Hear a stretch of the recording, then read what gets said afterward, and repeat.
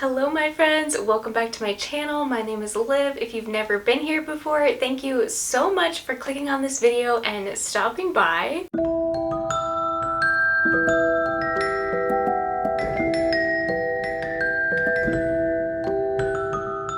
During the fall cozy season, one of my all-time favorite themes in books is witchy vibes, whether that be aesthetic or the plot to the story. I just love a good cozy witchy book, and obviously there's a lot of them. I don't think I've ever had a problem wanting to find a witchy book. They always pop up here and there. They're always on display at the bookstore, and personally I just love it. So today I am going to be sharing some of my all-time favorite books this time of year that have to do with witches, whether that be very straightforward witches or maybe something that has a little bit more witchy vibes to it. So I am very excited to share some of these, and not all of them I have actually read yet, but most of them I have. So let's just go ahead and dive right in, and I hope you guys find a new recommendation. Starting us off with a very cozy feel-good book is The Very Secret Society of Irregular Witches. No, I have not read this one, but I have not seen any of my friends not give this 5 stars. It is very high on my list. I'm hoping to read this at least in November, possibly before October ends. But this has to do with a found family and all the witchy vibes you could want. In this book, the main character's name is so cute. Her name is Mika Moon, and she is an actual witch, and she tries to hide the fact that she is on social media. But suddenly people actually believe she's a real witch, so she gets taken away to, I think, like a boarding school where she ends up training younger witches like herself. So I am very excited to see where this goes. Obviously we have a little bit of romance that's involved. I actually did read like a couple pages of this just to get a feel for it, and I love it. It definitely reminds me of The House in the Cerulean Sea. So if you are a big fan of TJ Klune, I feel like this is definitely going to be one that you want to check out. Another new release that just came out this year is Small Town Big Magic by Hazel Beck. This is actually an author duo, but if you're looking for possible Gilmore Girls small town vibes, I think this is going to be such a great read. Our main character, Emerson, is an indie bookstore owner at this Midwestern town, and one day she encounters these magical creatures that she has no idea exist, and when she's trying to fight them off, she also discovers she has magical abilities that she had no idea that she had. So in this book, she uncovers the history of the town and realizes this is like a witchy town, and she had no clue. And she also has to deal with a childhood friend that she may or may not have romantic feelings for. I just feel like this is going to be the perfect cute cozy vibe that a lot of us need this time of year. The next book that also takes place in a small town and just sounds so cute is The Ex Hex by Erin Sterling. I do believe the second book, The Kiss Curse, I think just came out, but I personally am behind. I have not read this yet, but it just sounds like a good old fun time. Basically, the only thing I know about this book is our main character is a witch, and I think her boyfriend breaks up with her, or she has some type of beef with her ex-boyfriend. So she decides she wants to put a little harmless curse on him, which turns out to be a not so little curse. This is not only full of fall fairs, but there is a murderous wind-up toy, a pissed off ghost, and a talking cat with some interesting things to say. So if you are one of those people that is more into fun, lighthearted, witchy themes in your book, these would probably be my top 3 recommendations. Even though I haven't read them yet, I feel like they just fit the bill perfectly. My top mystery thriller recommendation that has those perfect witchy vibes is definitely going to be The Lighthouse Witches by CJ Cooke. This is a mystery thriller. It takes place in the past, but also the present. You don't exactly have like those traditional witchy vibes. I don't want to say anything else because I don't want to give it away, but the main characters in this book are accused of being witches. If that makes sense and you're not huge into witchy things, but you do love a good mystery thriller, I can definitely recommend this one because I could not put it down. 2 sisters go missing on a remote Scottish island. 20 years later, one is found, but she's still the same age as when she disappeared. disappeared. The secrets of witches have reached across the centuries in this chilling gothic thriller. So in this book, we have our main character who is a single mom, and she takes her 3 daughters with her to this Scottish island because she has been commissioned to be a painter or paint a mural inside this lighthouse. And some weird, creepy things start happening right off the bat. I am just going to leave it at that. This is going to be a book that is more so for fans of Sarah Pinborough. If you can just suspend your belief for a little while, I think you could really get into this one. The next book that I absolutely adore and really just want to reread immediately, I think I read this like 3 or 4 years ago and I was obsessed. That is The Near Witch by V.E. Schwab.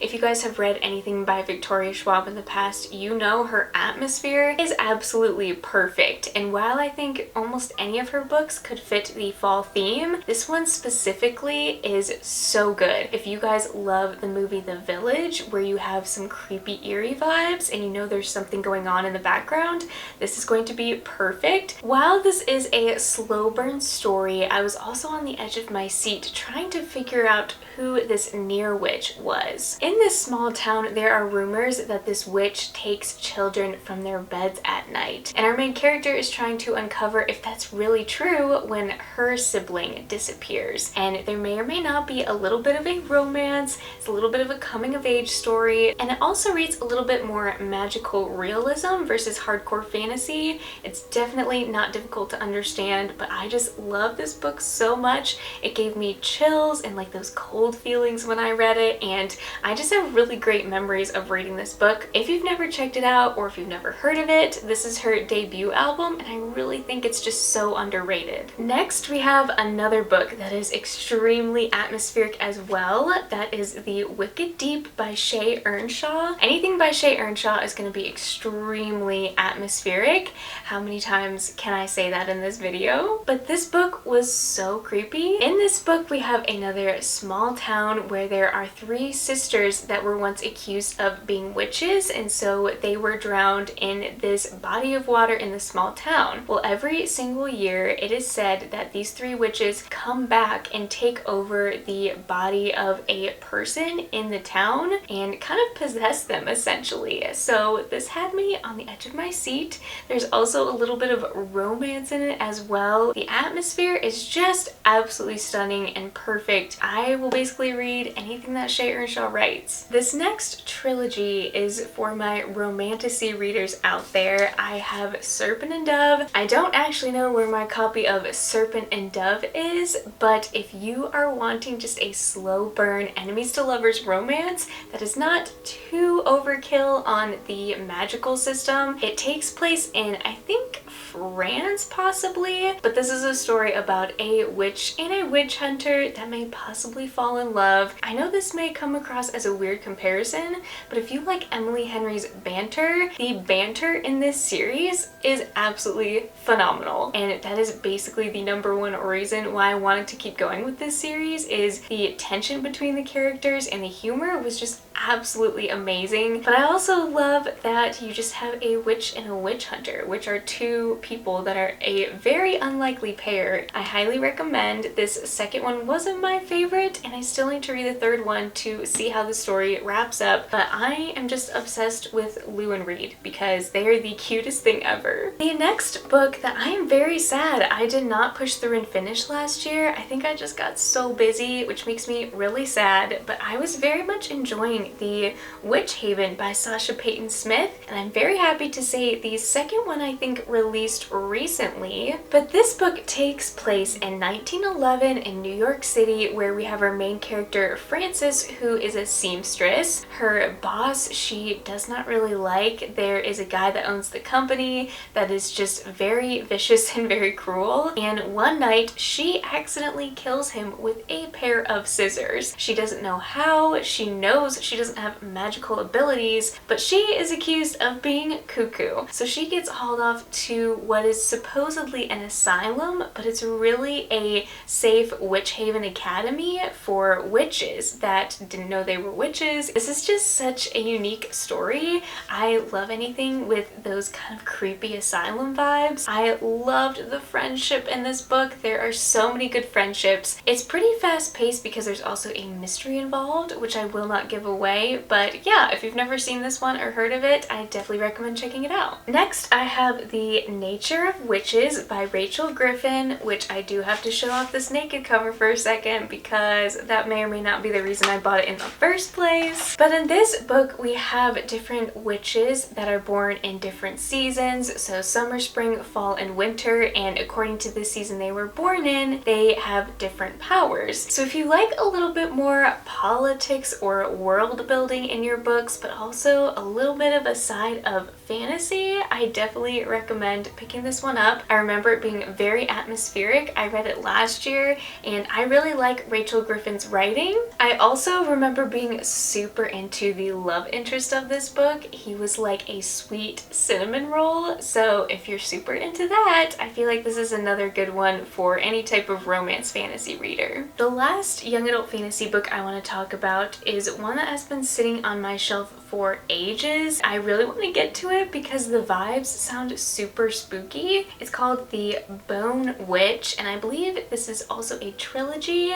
I love these covers. I adore them. Like, I need them in a print or something. In this book, we have our main character named T. Yes, literally T, who leaves her town to go and train under another witch because she is a necromancer, and she also learns how to train magical beasts, which also sounds super cool. I don't think I've ever read about a book where there's a main character that trains beasts, so this just sounds very creepy but also super atmospheric. I cannot wait to dive into this one. The next three books I'm actually going to recommend all together because yes, they are cozy mysteries that all have witchy vibes. The first one that I read and absolutely adored is In the Company of Witches, and I immediately bought the second book called When the Crow's Away because I am that obsessed. This book had so many different aspects to it that I loved. We have a murder mystery at a B&B, we have family drama, we have a little bit of paranormal, we also have some magic weaved into this, and as a fantasy reader, I really loved that. I think that's probably going to be my favorite genre of cozy mysteries, is those that have a little bit of magic sprinkled within. I also teared up and cried and got emotional at the end of this too. If you are that type of person that likes a little bit of everything in your books, definitely check this one out, and this is the second one that just came out as well. Bait and Witch is about a small town librarian, and then I also have a Potion to Die For, which is about an elderly woman who owns a potion shop. These two definitely have those perfect vibes if you're looking for a witchy aesthetic or something that is a little bit more magical in your cozy mystery. Next, I have three middle grade books because how can you get away with not talking about witchy books in middle grade, because there's so many great fantasy books within that genre, and the first isn't necessarily witchy, but I had to mention it because there is a witch in it. That is The Girl Who Drank the Moon by Kelly Barnhill. This book takes place in another small town where we have a local witch who is said to want to put a curse on the town unless every single year the townspeople sacrifice a baby. So one year, as the townspeople are sacrificing a little baby girl, the witch accidentally feeds her moonlight instead of starlight, which means that she may actually end up having magical powers like the witch, and the witch doesn't want that to happen. So this is a beautiful story of a found family. You also have a cute baby dragon. You also have other magical creatures. I think there may be like an ogre that's super hilarious. If you love just a traditional fairy tale in general, this is going to be such a great book for you to pick up. This book will always be one of my all-time favorites because it's just one of those feel-good, adorable books that I just want everyone to read. The next book that I could not mention in this video is Kiki's delivery service. Oh my gosh, you guys, this is a favorite movie of mine. And if you're looking for the perfect cozy coastal town vibes, this is going to be the #1 book you want to pick up. Kiki is only a half witch, and when witches turn 13, they're supposed to find a new town to call home to be able to basically serve people with their magical abilities. The things that she gets up to are so cute. You also have Gigi, who's this adorable black cat who has the best sense of humor, and this is just a book about following some of her adventures and meeting these cute townspeople. And if you just want like an easy read in one sitting type book, this is just so good, you guys. And if you're like me and you love Kiki already and you just want something with similar vibes, I also have Eva Evergreen, Semi-Magical Witch. And I mean, if you can't tell, these look very similar already, but this is basically the same story where we have Eva, who is going to another small town. She is only partially witch, she's not full witch, which means she only has a little bit of magic, and when she overdoes her magic, she actually just falls asleep, which I think is a really funny, interesting twist on the regular Kiki's delivery. Overall, I think this is just going to be such a cute, cozy time. Next, we are on to our graphic novels, and this one I read recently and absolutely fell in love with, especially the artwork, is Over My Dead Body by Sweeney Boo. If you are a Harry Potter fan, pick this up. I am telling you, this was so good. We have these witches who are at this academy. They also have a familiar or a companion, which are also animals. I think there's a guy that has a frog, another girl that has a cat, and one day one of the girls from the school goes missing. And let me just say, it does get a little bit creepy. Hopefully I don't give anything away while I give you a little sneak peek, but as you can tell, this artwork, you guys, lots of oranges and reds. It is perfect for fall, I am telling you. And even the naked cover, I'm not sure if you can see this, but it has an outline of the school, which is absolutely stunning. So if you are a Harry Potter fan like me, oh my goodness, pick this up. I fell in love right away, and I hope you guys enjoy this one too. The next graphic novels I want to talk about is actually a middle grade series called The OK Witch. Is there 3 out now? Honestly, I can't remember if there's 3 or just these 2. I've only read the first one, but absolutely fell in love. We have our main character, Moth, who unfortunately is getting bullied at this new town she just moved to. Things are not looking too good for her, but one day she finds out that there is history of witches in this town that she moved to, and she finds out that her family has a connection to it. She may actually be a witch herself, but I will leave that up to you to find out for yourself. But I absolutely adore these. Let me see if I can show you a little bit of the artwork as well. It's a little bit more detailed than I feel like a lot of middle grade graphic novels are, which I really enjoyed. If you guys are looking for the perfect witchy series to binge like on a weekend or something, these will be perfect. The next one that I want to talk about also has a second volume out that I still need to pick up, and I even need to read this first one still. It's called Huki, which I believe was actually a web novel first before it became a physical book. I don't know a lot about this book, but I do know that these two are twins that are at a magical school. There is some type of a prophecy involved, but they also get up to a lot of hijinks, a lot of adventures. It says on the back that there is like a princess, there is a joker, a troublemaker, and there's just a lot of different adventures and things that happen. It just sounds like a great time, and I know for a fact that as soon as I finish this one, I'm gonna want to pick up the next one. I also love that this is a little bit more chunky. I love a good big graphic novel, but I also love the artwork in here. It's a little bit darker, and it reminds me a little bit more of a original comic style. I think I'm really gonna love this one, and like I said, I think I'm gonna end up picking up the second one probably immediately. Next, I want to talk about another graphic novel series that I only have the first one to. I love that middle grade graphic novels are more series. I feel like young adult and adult don't typically fall under that category, but this one is called Witches of Brooklyn, and let me just show you the back. It looks so funny. Could there really be witches in Brooklyn? Effie's aunts are weird, like really, really weird, really, really, really weird. Does that mean they could be magic? Does that mean she could be magic? Life is about to get much more interesting. I just love how her aunts look super like grumpy, and the inside artwork looks super great as well. I think this is gonna be such a fun read as well, and I can't wait to get to it, and I'm probably gonna be picking up the second one immediately too. I have two manga series that I have enjoyed that I think have those perfect cozy witchy vibes, if that's what you're looking for. The first one I read recently is Daily Report About My Witch Senpai. This is actually kind of a cute but also hard-hitting office romance. Another thing I love about magical witchy books is this little lizard here on the back is our main character girl's kind of companion or pet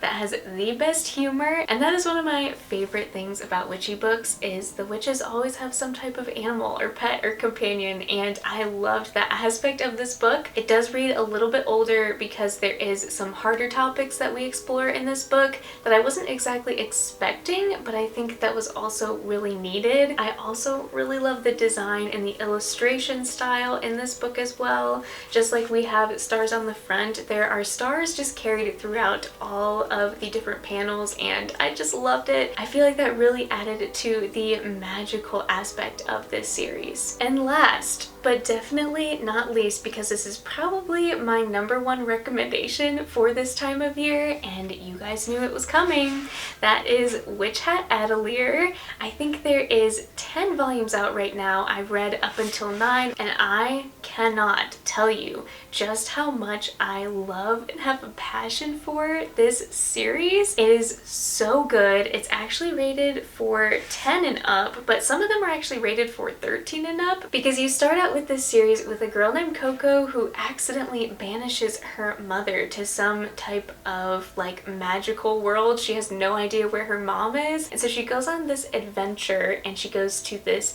witch academy with other cute little girls. As you can tell, we have more characters. This is the schoolmaster, but she just learns more about the history of this town that the school is in, and she learns more about herself. She has the best sense of humor, and she's so cute and innocent, and I love each and every one of these characters. The artwork is also absolutely stunning. I wish I could show you guys how detailed up close the inside of these are, but holy cow, this series is stunning, and it's supposed to be an anime coming soon, so I really hope they have a high budget for it, because you have to do this series justice. If you're just looking overall for a sweet, wholesome, magical time, I would definitely recommend picking these up. Honestly, they are so worth owning as well. Alright friends, that is all the books I have for you. This is definitely not an extensive list. I know there are so many more witchy books out there, so before you leave this video, definitely let me know in the comments if there's one that you guys think I would really love that maybe I missed. But overall, I hope you guys enjoyed this video. I definitely don't usually put out super specific book recommendations like this video, but I just have a passion for witchy books this time of year and thought I would share it with you guys. Definitely leave me a little witch emoji if you could before you leave. Thank you so much for watching. I hope you guys enjoyed this. I love you so much, and I will see you in my next video.